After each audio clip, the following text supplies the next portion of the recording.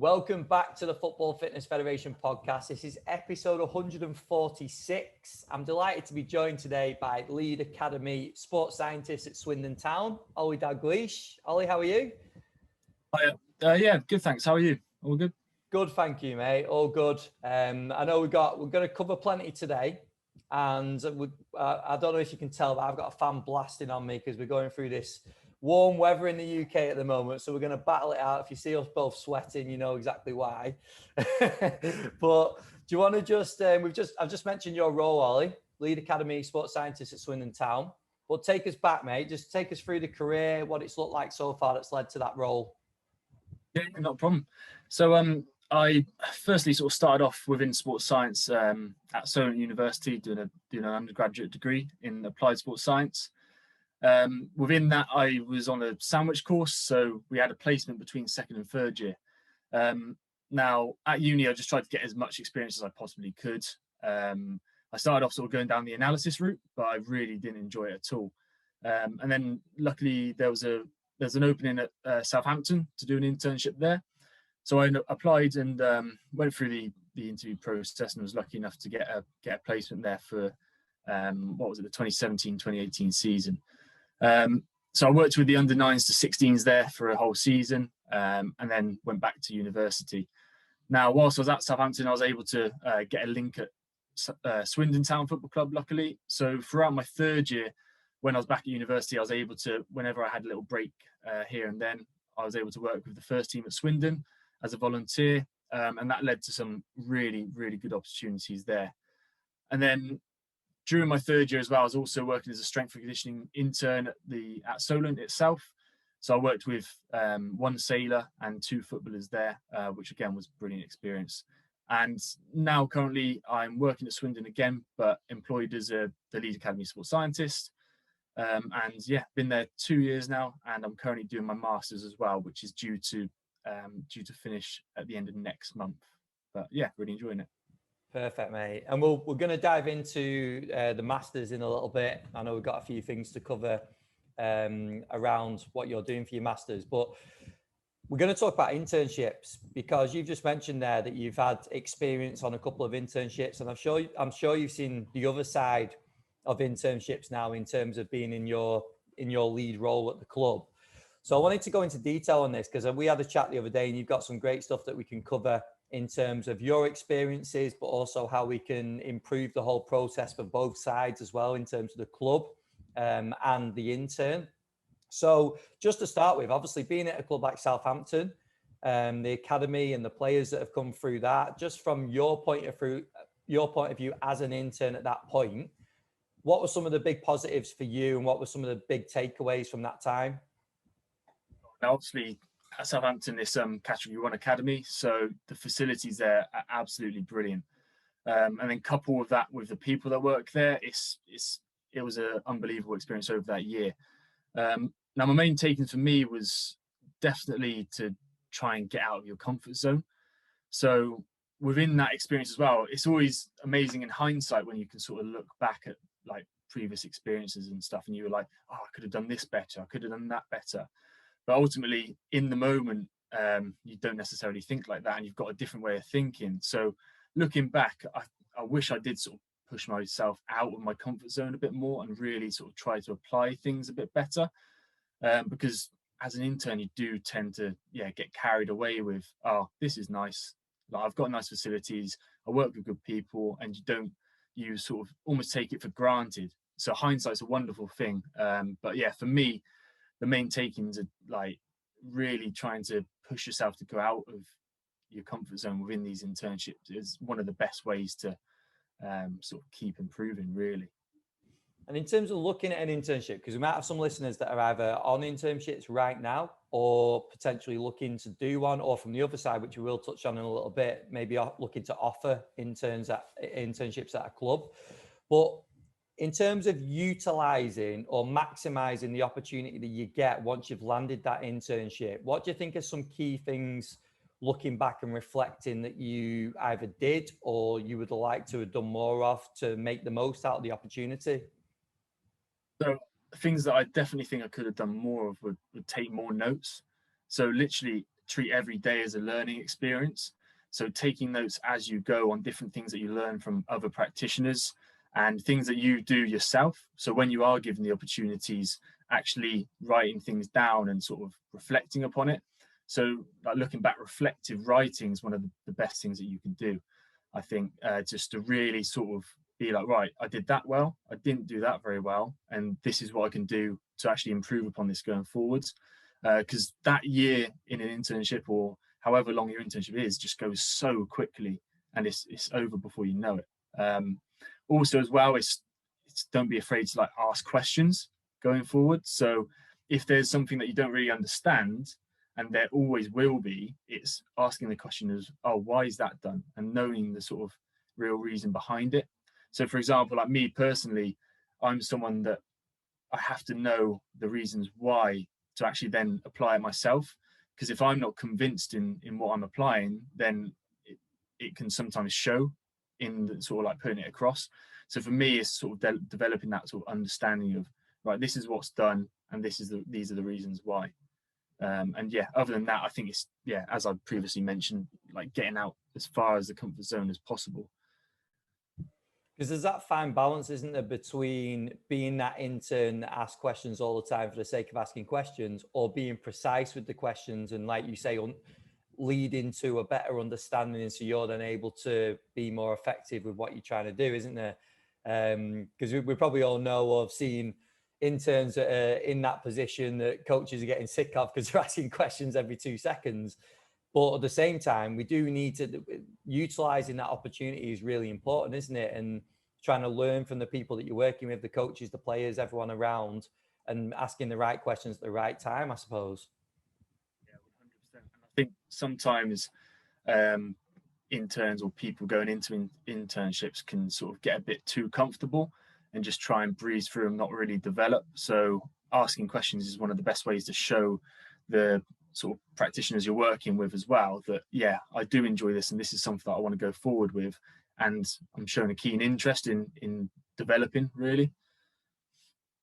What do you reckon in terms of like how an intern acts? Like, by that I mean, what traits do you think that, I'm trying to not cross over because I want to talk from the club's point of view in a little bit as well, so I'm trying to stay on the side of the intern for now, but from your experiences, like what are some key characteristics that club might look at and think, oh, they're showing X, Y, and Z, which is really impressive from an intern's point of view, and that's maybe where you'd point people to focus and show more of those traits? Is there anything that sort of stands out for you? Yeah, so for me, it's like I've obviously got like anecdotal evidence where I've sort of you speak to people in jobs and speak to people at other clubs, etc. But for me as well, it's been a real interest of mine because I've looked back on some internships and sort of realised where I've gone wrong and sort of things I could do better.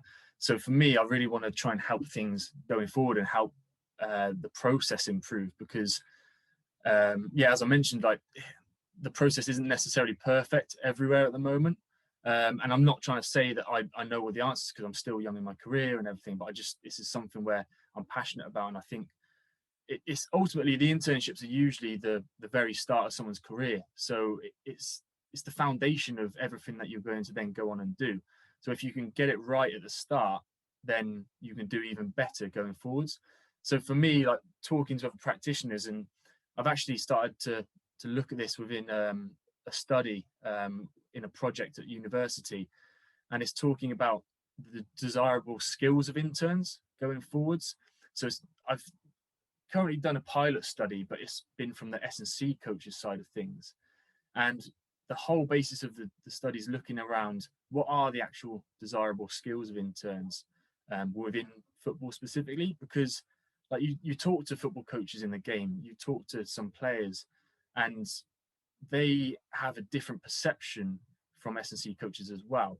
But also within football, S&C coaches obviously have a vision or an expectation of what they want to see from interns. So like I've spoken to S&C coaches within this, I've run sort of a pilot study so far. And the main takings from it that S&C coaches working within football or the ones that I've spoken to at least, have really wanted like a willingness to learn.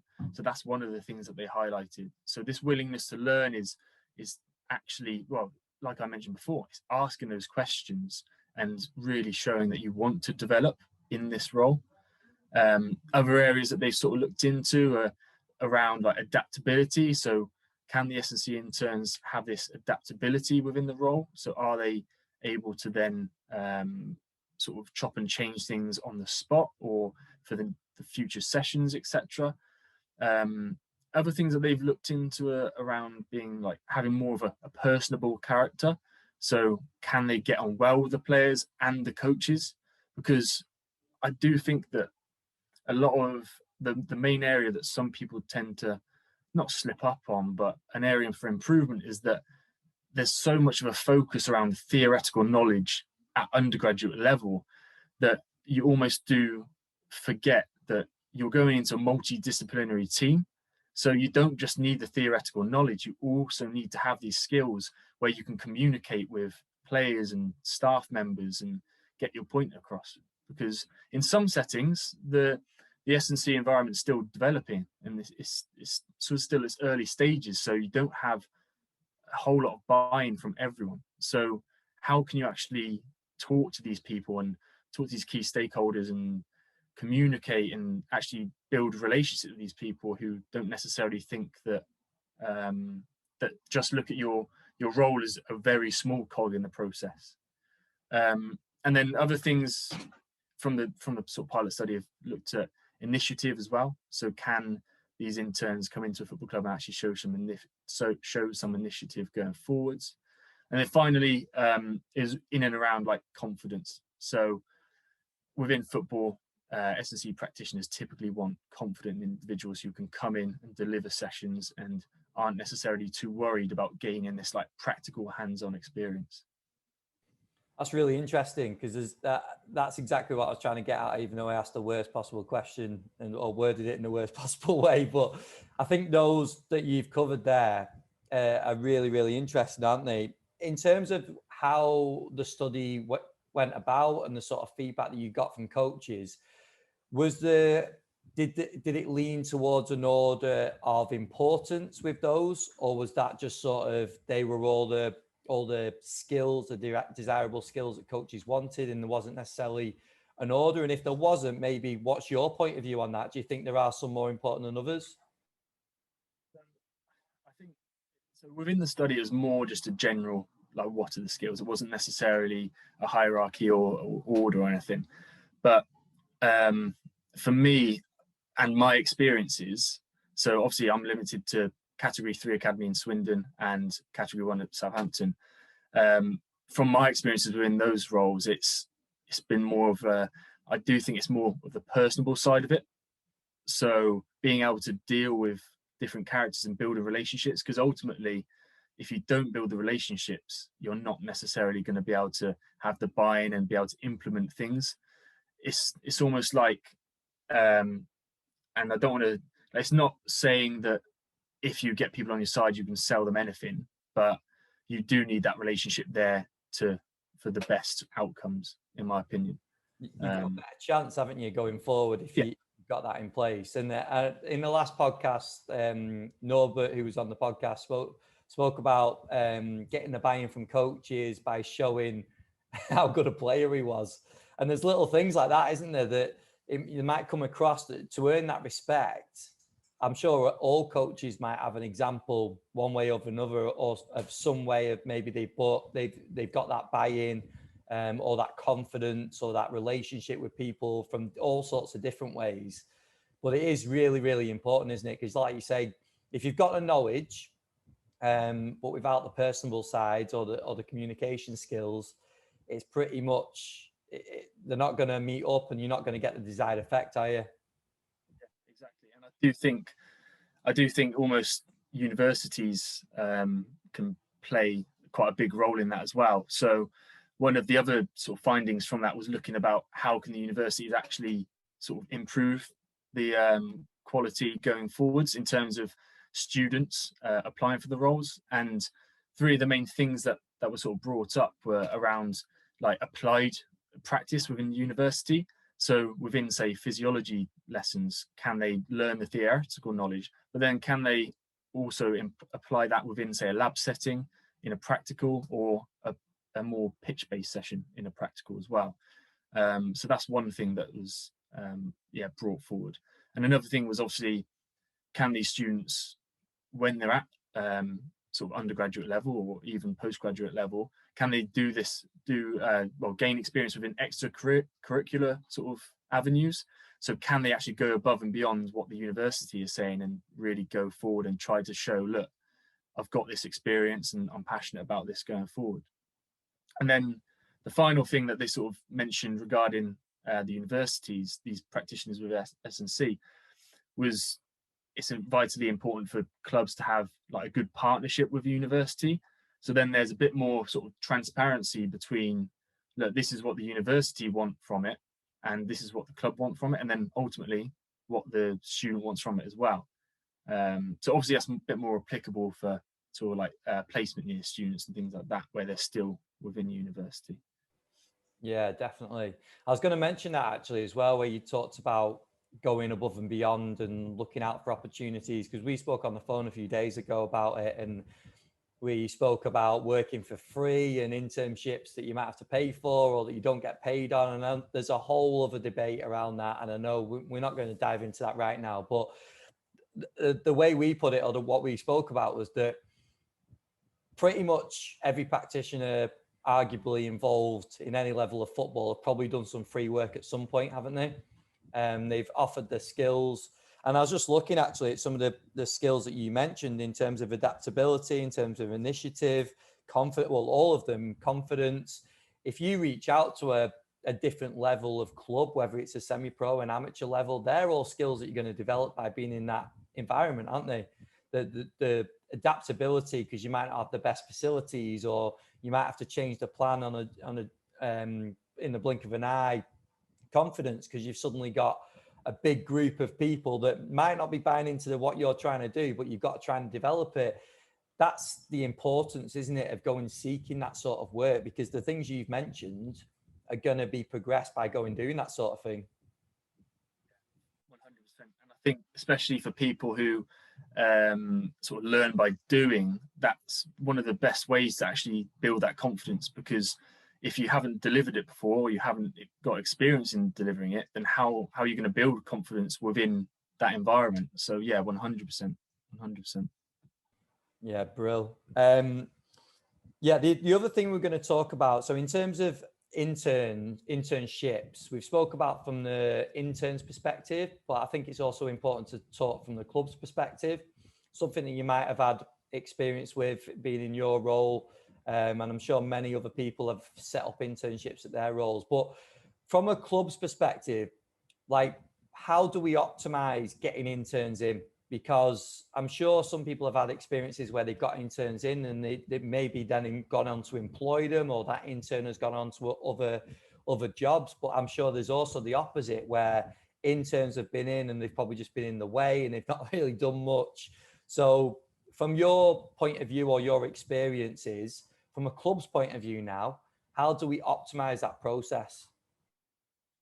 So for me, I've previously mentioned it just now, and it's one of the first things for me would be building that relationship with the university, because you've then got a pool of students who you can sort of advertise to, and you've got the sort of link there set up, and then within that you can also have conversations with the university in terms of, this is what we're looking for, what are you looking for, and can we sort of meet in the middle and sort of really help like develop a good experience for that student.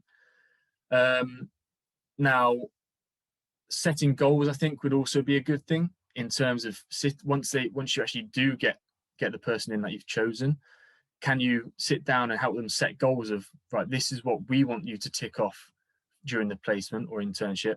What do you want to tick off? And then you can actually have something to work towards.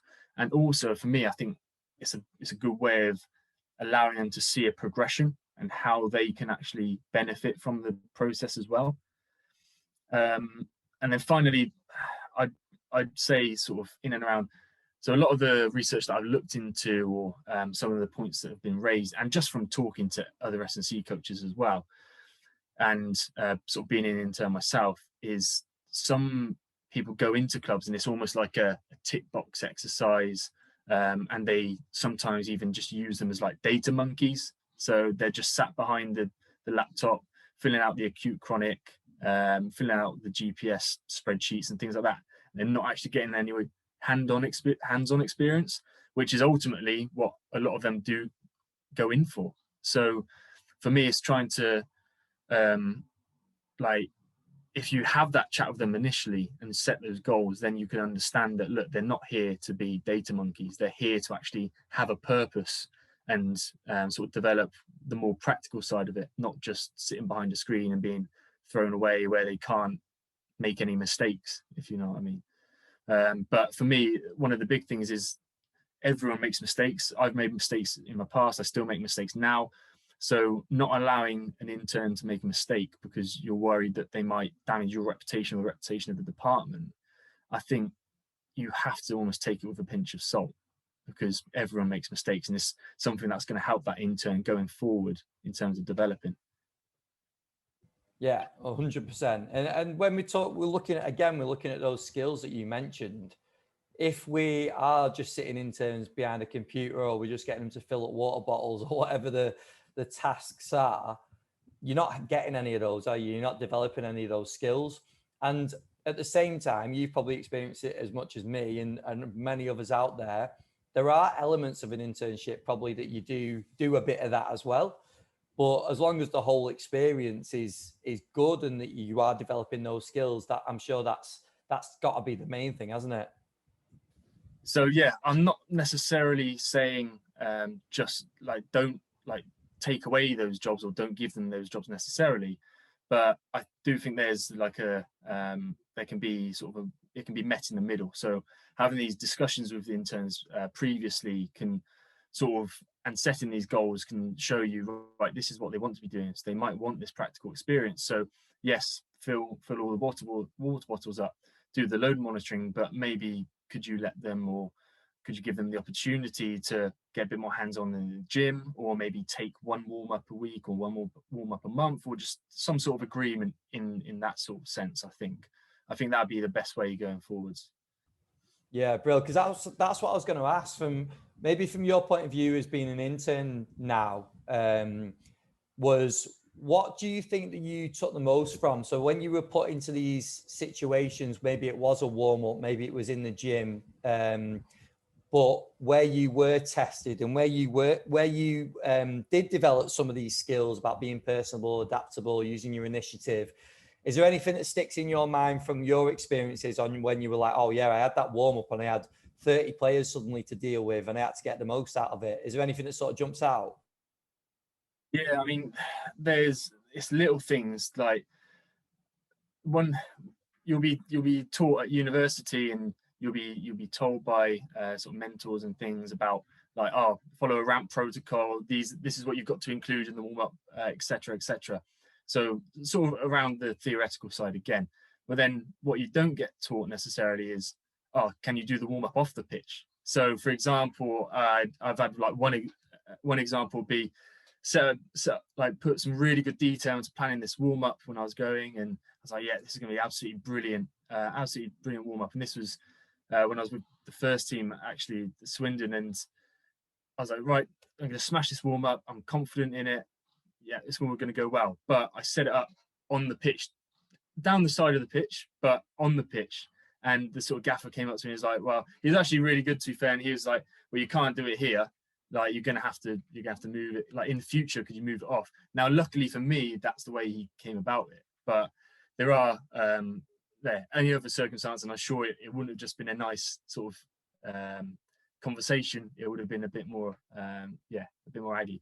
But that's just one example, and it's just these little things where, the only way you're going to necessarily learn it, unless someone goes into really good detail for you, is by doing. And it's just these little mistakes which you will make, but it helps you become a better practitioner going forward. I'm sure loads of listeners are sort of reflecting on certain times that they've had similar experiences, because I think everyone does, don't they, in that internship? And if you don't, then I think you need to, don't you? You need to, like you spoke about before, about coming out your comfort zone. And that's what that is, isn't it? When you put into that environment, if things don't go according to plan, which you probably know better than anyone, like in terms of day to day, things change. Like plans don't always go like you had them planned. So it's important to get the real life experience, isn't it? That yes, you did have something planned for the pitch, but now you've got to do it here, or you might have had this amount of players, and now you've got this amount of players, or you've got an injury you've got to deal with, or whatever. Like these things come up all the time, don't they? I think another big one would be, which is a good example, is looking around periodization. So obviously within an S&C degree or an S&C module, you'll learn about periodization and you'll learn how to implement it. And then when you're actually in the environment, it's like bam, straight out the window first day. So but yeah, that's another whole topic which you could talk on for hours, and I know you have before anyway. So yeah, and I always reflect on the episode with Tom Little on that one at Preston, because he spoke about that in great detail. So if anyone's not listening to that one, go and listen to that, because he touches on that about managing the microcycle, how things just change like literally at the drop of a hat. So no, that's quality. The other thing we were going to touch on, Ollie, without going into too much detail about the club, obviously, because we don't want to talk about that, but there's a challenging situation, or there has been a challenging situation at the club recently, as well as many other clubs across the Football League. But to put a positive on a challenging period, when we were speaking the other day, you were talking about there being a lot more opportunities for players with the situation at the club, and then also some of the takeaways that you've taken from players that potentially wouldn't have had the opportunities that they've had, getting that opportunity, and then you looking at it and learning from it. So do you want to just give a bit of an overview, not on the situation, but just from your point of view, what's sort of gone on, and then what the challenges for you at the moment? Yeah. So at the moment, you've got to look at everything in a positive light. And one of the main benefits of recent happenings is that our 18s so the youth team, have been able to train with the first team over this pre-season period, because we merged the two squads together. And obviously for some of the lads, they've had to jump from under 16. So the first year scholars that we've got at the moment had to jump from under 16s, where you're training twice a week, playing once a week on an average week, to a first team environment where it's pre-season. It's the hardest bit of the season. You're getting shouted at, you're having to really push the physical boundaries, and it's a big jump up for the lads. But this experience has been really, really beneficial for us, and seeing some of the lads come in and actually thrive in that area as well has been really satisfying to see. So yeah, our outputs have been managed from both sort of teams of staff, and it's gone really well so far. At the moment, it's been unfortunate because myself and some of the 18s are in isolation, so that's thrown a bit of spanner in the works, as I'm sure it has at many clubs at this current moment in time. But other than that, yeah, it's been really beneficial, even though the circumstances aren't the best. But we've been able to take positives from it 100%. So it's even things like being able to just being in and around the first environment on a day-to-day basis with the 18s, and also the 18s have been fielded in sort of quite a lot of the pre-season games that we've had so far, and it's been a great experience with plenty of positives to take for the lads 100%.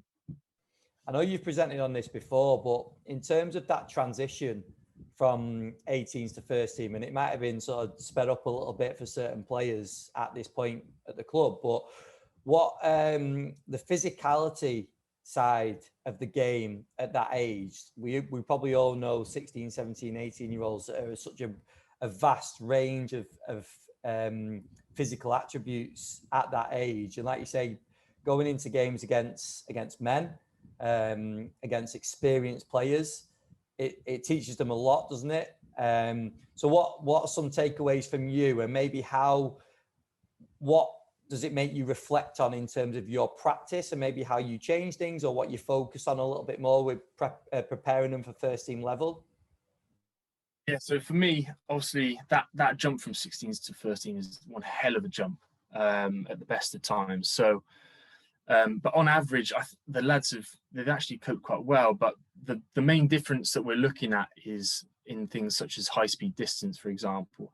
So the high speed distance that the under 18s cover is typically not very close to what they would in the first team.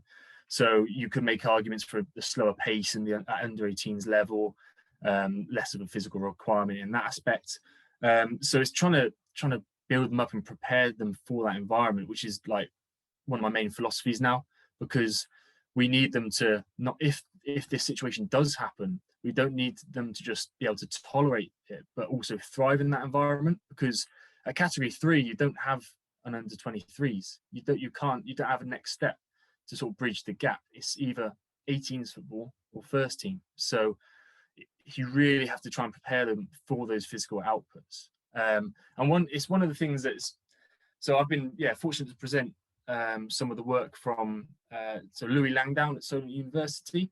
He works within a company called the Football Family. So he works very closely with sort of individuals within football. So he's got an extensive background within football, Louis does, and he's done some really good work with the Football Family. And one of those studies is looking around sort of deselection within scholars and when they do go through that process. And one of the things that he sort of found from speaking to these old scholars and ex-pros is that one of the key findings that I took from it anyway was that these scholars that didn't necessarily get selected or ex-pros that he's spoken to wanted sort of a better exposure to non-league football environments when they're at the academy level, because some of them who were deselected or released went on to play sort of in the non-league setting, and they found that even the non-league setting was quite more physical than the academy setup that they were in.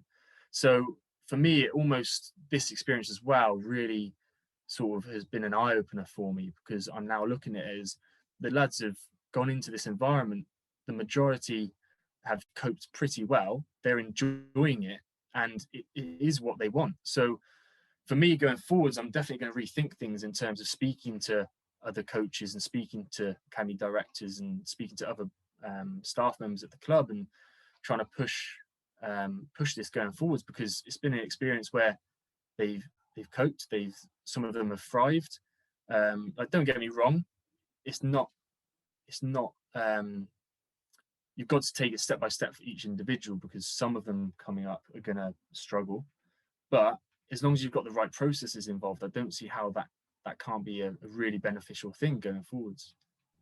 Yeah, it brings up what I spoke about, John, with John Goodwin, is performance versus development again, doesn't it? Because I suppose from a coach's point of view at the club, they might want to keep people together to work on developing the team, but then at the same time, like you're saying, to develop that individual and prepare them for that jump essentially from 18s to first team, to get that exposure and that experience. And I suppose it's like what we were talking about with the interns, isn't it, before? This is a playing internship, I suppose, isn't it, to go out on loan and develop those skills that are going to get them ready for that first team environment.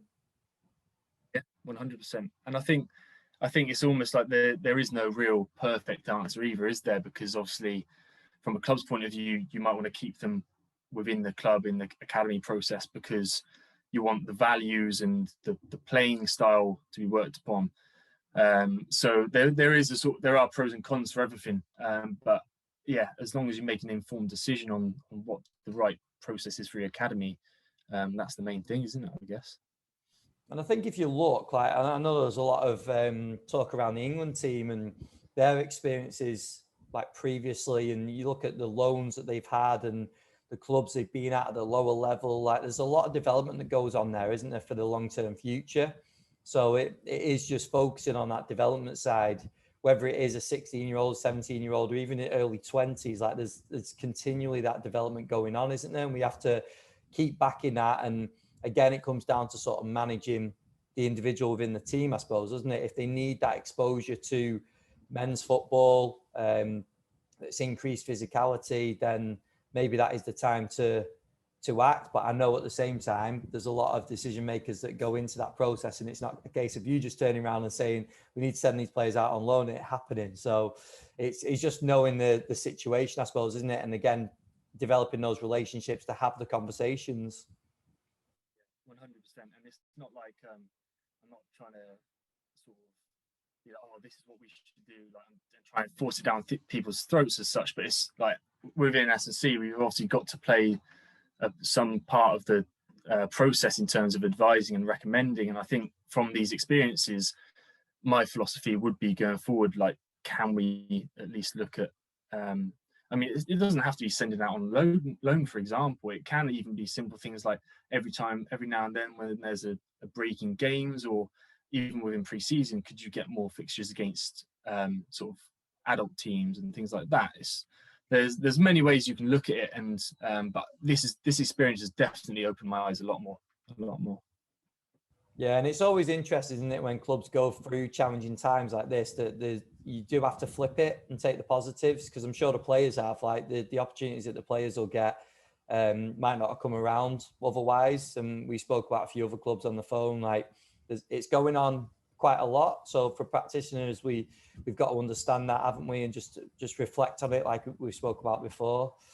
Ollie, we'll wrap it up with some of the quick fire questions we finished the podcast with, because I think we covered some good stuff in there. The first one being, who are some of the biggest influences on your career so far?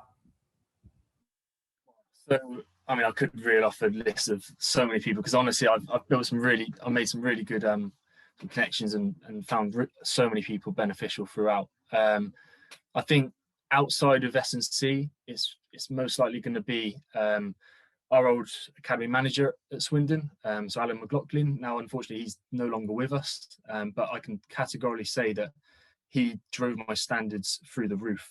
I was quite naive coming in into this role, and he really sort of helped me see the overall picture and completely drive my standards through the roof. So 100% Alan, yeah. And then Seamus Brady as well, our academy director.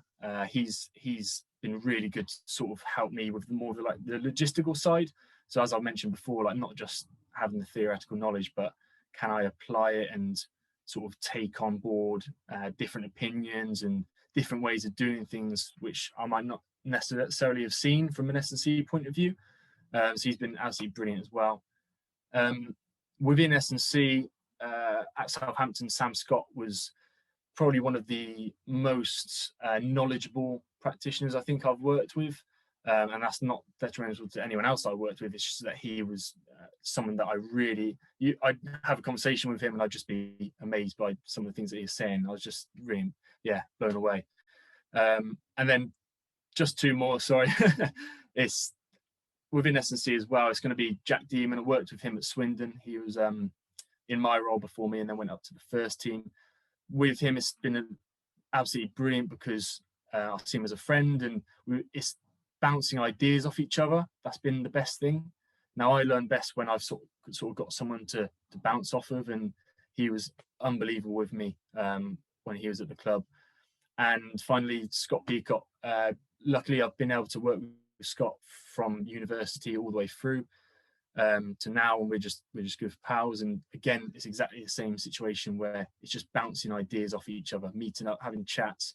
And for me, that's one of the best things about sort of maintaining my passion for the role, because I've got people to bounce ideas off, basically. I always realise that is quite a hard question to narrow it down, because I'm sure there's plenty of us as well. So I appreciate that. Tons. Yeah, that's the thing, isn't it? It is tough, but that's how it should be as well, isn't it? You should, through networking, through working in different positions and putting yourself out there should be plenty of contacts that you should be able to bring up. The next one, mate, what would you say when we talked about skills before, what would you say your biggest skill or biggest strength is as a practitioner? So I definitely say my passion. Like, as I've got more and more experience with S&C, in particularly in football, I've just got more passion. So each year I just find I enjoy the job more, and going forwards, I want to do this, I want to do that, I want to always talk about it, I want to like really push myself to get better. And yeah, for me, it's probably my passion, I'd say. Brill. And then next up, I always ask about CPD, because I always think this is quite a nice time. If people haven't seen certain courses, articles, podcasts, whatever, it's quite a nice way of just directing people, just to give them a little bit more information. So is there anything that you've been reading recently? Is there any courses that you've done? Anything that sort of stands out for you that is you feel that has improved your practice? Yeah, it's obviously pre-COVID, I really enjoyed your network meetings. So going to them was like such a beneficial experience. Like just seeing, like within sort of academies where, like category 3 academies, for example, you don't have a huge setup in terms of S&C sports science. So being able to have those conversations with people at events such as yours is just perfect, because you can bounce those ideas off, as I've spoken about. On other terms, I think over lockdown, I did the Exos qualification. Now, that was perfect for lockdown because I was just sat at home the majority of the time. So being able to just watch the videos and like work on little bits in your living room where you're practicing the movements and like A skips and different variations, the pop skip float that they have and stuff like that. Brilliant. And then finally, I'd probably say Basie's supervised experience journey. So I'm still within my first year in it, but honestly, in terms of how much it actually gets you to think about everything that you apply, it's really beneficial. And that's where as well, like you have to do a lot of reflective work, and yeah, it just makes you think about what you're doing a lot more. Brilliant, mate. And I advise people to go and check those out. And I didn't pay Ollie for, well, not yet anyway, to mention the networking events, but I appreciate that. But yeah, Exos, Bases, like I think a few have mentioned that before, and obviously really beneficial. But Ollie, this has been brilliant. I think especially focusing around the internship process from both practitioner or intern and then club side is really important that we focus on that. So I hope people have taken plenty away. But also just your experiences recently at the club and what you've taken away from a tough situation, but we can always learn from those situations, can't we? So your mindset sounds like spot on around approaching challenges and stuff. So I appreciate you coming on and discussing all that. In terms of if people wanted to reach out to you, mate, if they got questions or they wanted to get into a conversation about anything that we spoke about, where would you direct anyone? So anywhere from sort of LinkedIn, so literally Oliver Daglish on LinkedIn, or you can get hold of me on Twitter. My handle I think is odaglish19, I believe. But yeah, that would be two best places. Perfect, mate. Well, thank you very much for your time. Cheers for coming on. And I know you've only got a few days left of isolation, so I hope you're not completed Netflix just yet. But yeah, all the best when you get back to the club, hopefully next week or whenever it is you can get back out with the lads, and best of luck for the season ahead as well. Yeah, lovely. Thanks so much for having me. Cheers for that. Cheers, Ollie. Cheers. See you later.